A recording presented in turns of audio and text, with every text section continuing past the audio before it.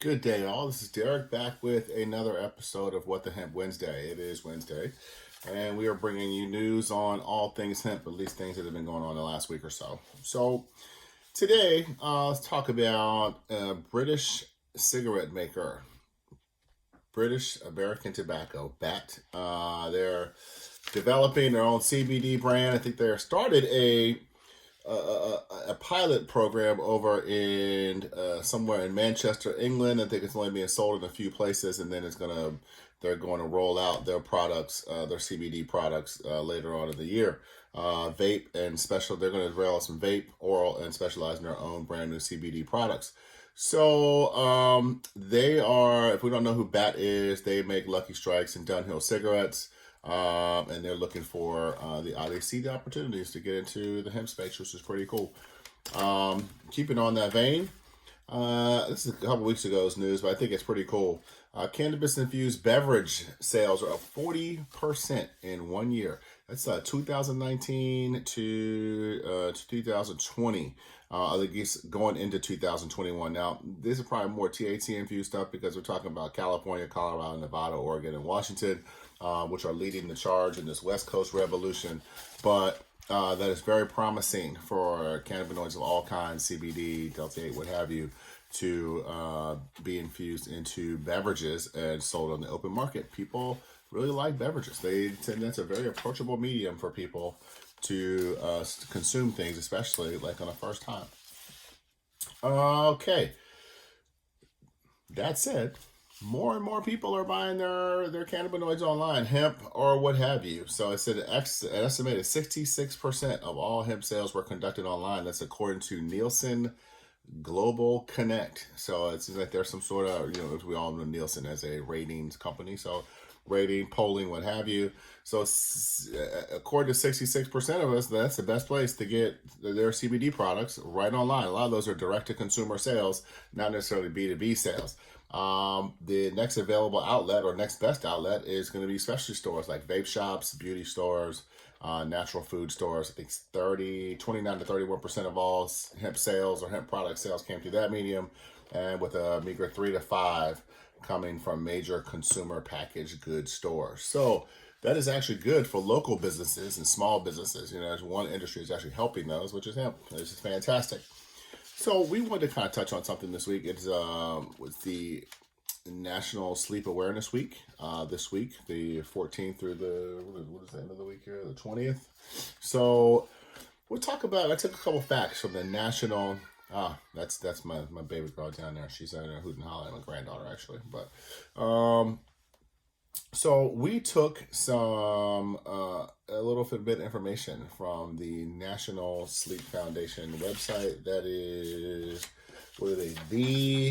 TheNSF.org. So all this information is coming from there. So basically, we everybody needs healthy sleep. This is obviously a tie-in with hemp because hemp is helping people get better sleep, and sometimes it just helps people sort of relax and allows their body to sort of relax and calm and get sleep.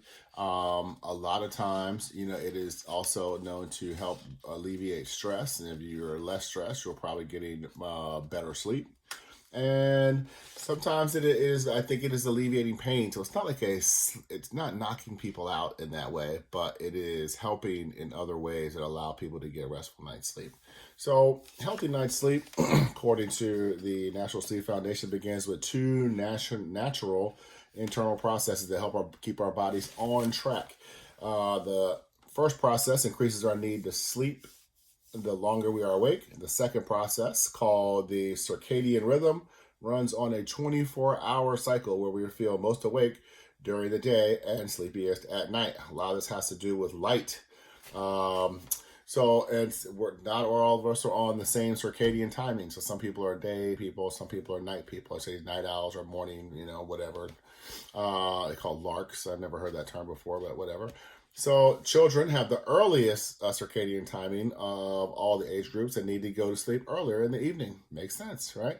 Teenagers or young adults have the latest sleep schedule, and that kind of encourages them to stay up later and sleep in a little bit later. So, and then older adults tend to shift back into an earlier sleep cycle. And if you look at anyone you've ever known in your family, this probably makes complete sense. So, and they're saying that there are 5 factors here that make up good night's sleep.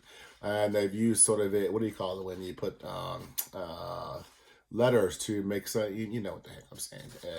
But sleep, SLEEP. I cannot think of that term right now.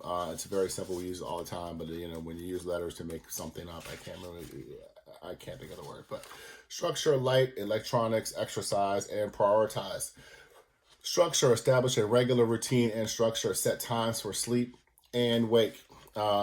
Keep or return to structured activities in your days, especially if your schedule changed over the summer. Light, spend time in natural light, whether outdoors or inside.